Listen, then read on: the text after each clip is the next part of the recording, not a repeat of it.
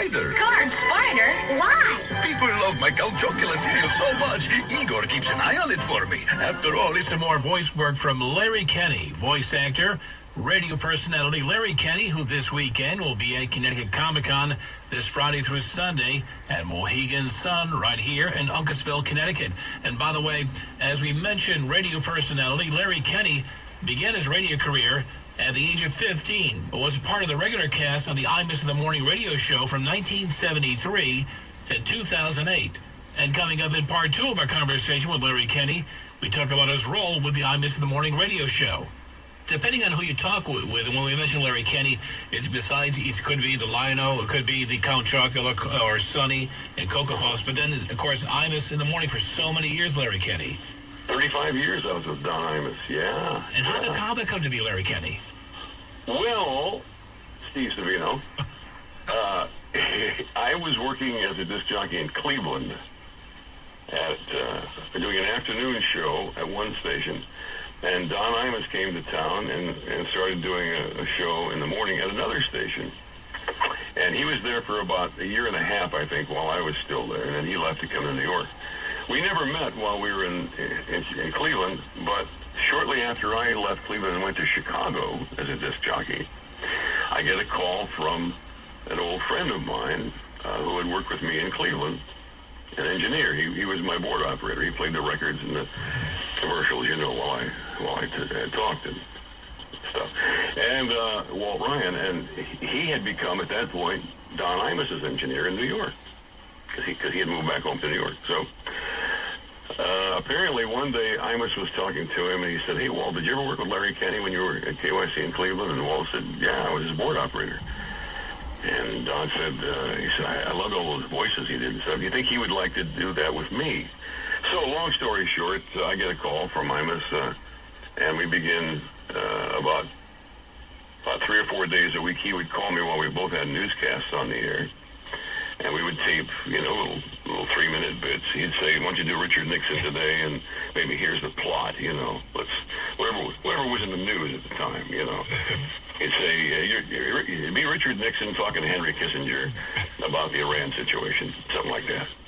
And so he would tape it and play it on his show. And I think he sent me $50 a day for doing stuff like that back then. This is back in 1973. That's nice change, though. Yeah, it wasn't bad. It went up a little bit in the following years when I then came to New York.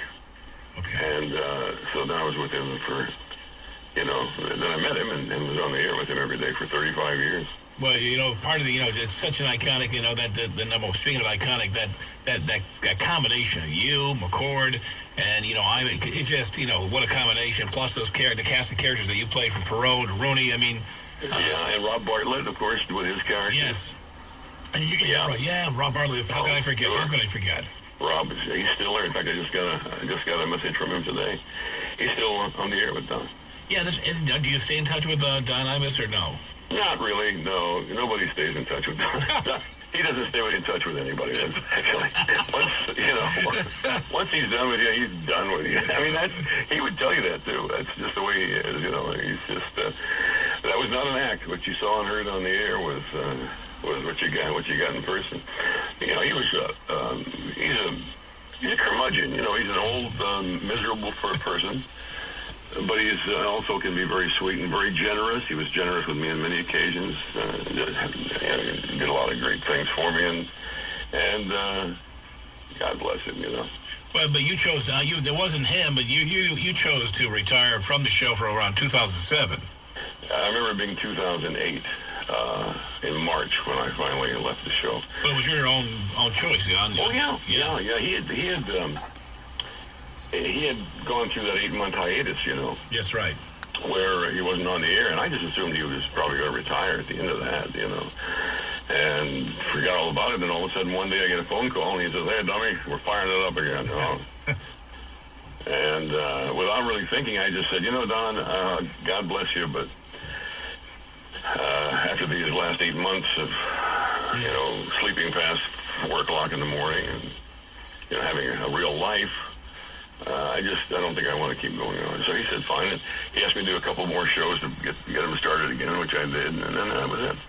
So didn't he try to up the ante? Or even more money would have done the trick, or no? Yeah, I think he knew I didn't. Okay. With me on the line, again, having a great conversation with Larry Kenney. I don't know if you think this is great, but I'm enjoying the tales you're telling. By the way, he's going to be at the Connecticut Comic-Con coming up this weekend at Mohegan Sun, a better location. And when we talk about this convention, it's a unique presentation, these Comic-Cons, Larry Kenney. Oh, yeah. They're really a lot of fun. It took me a while to get used to them. I think it took everybody a while to get used to them. But they've evolved so much now. You know, they originally started off as, conventions for people who bought and traded and sold comic books. That's basically what they started out as a long time ago. And then it's evolved now with the evolution of San Diego Comic-Con, the biggest in the world, where they get 350,000 people in 1 week. To really, what they really are now is pop culture conventions. Yeah. I mean, there are not only comic book people there, and the artists who draw them, and the guys who, like me, who are voice actors, but there are big movie stars over there, and of course, a lot of movie and TV stars from back in the 60s, 70s, 80s, and 90s. It's amazing. A lot of wrestlers, are at the Comic Cons, and you never know who you're going to see when you go there. And the cosplay, but I love the one-on-one interaction that you get, although brief, though, with some of these individuals that you grew up with or have been very fans of. It's great to have that one-on-one connection for a brief few seconds. I tell people all the time when they ask me, they say, "What do you think about people like me who stand in line to wait to see you guys and get an autograph?" I said, "Listen, when I was a kid, if I had heard that Mel Blanc and Dawes Butler and Jonathan Winters and a lot of my, heroes were going to be in town by themselves, and you're doing it, listening to each other in headphones. So I didn't get to meet him, but maybe the next time. But then it's such a kinetic performance. What is it like during those sessions, Larry? Well, it's a lot of fun because, cartoon voices are the best. Most fun to do anyway. Most actors will tell you that whether it's a voice or an on-screen character, it's more fun to be the villain or the quote, a cartoon character, because you get to overact, you get to really emote, and with a voice like Sonny, which for people maybe listening who are not familiar with it, well, I think anybody's familiar with it, but they may not be making the connection what we're talking about.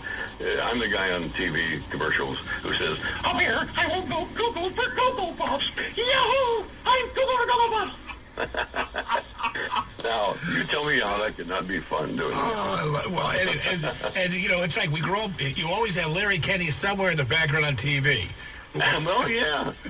You know what? That's kind of true. In fact, a lot of people come up to me at Comic-Cons and say, "You were the voice of my childhood." Yeah. Well, because they've seen on the internet, I did I've done thousands of commercials, and back in the 80s, 70s, 80s, and 90s, and even now, but especially back then, I was doing tons of commercials for Mattel and for Milton Bradley games. I did all those Operation Game, Crash Test Dummies. Remember those? Yeah, of course. And G.I. Joe. I was the voice of G.I. Joe's commercials for a long time. So when you put that together with Cocoa Puffs, Count Chocula, and Thundercats, Silverhawks, Tiger Sharks, Karate Cat, I was pretty hard to get away from back in those days, yeah. It's right. Is that what the women used to say when you're growing up? I can't get away from that. I don't remember that. Well, again, it's been a treat, a pleasure. This weekend, do yourself a favor. Get one-on-one time. Hear the real voice of Larry Kenney this weekend at Connecticut Comic-Con, August 14th through the 16th. This Friday through Sunday. Log on to ctcomiccon.com.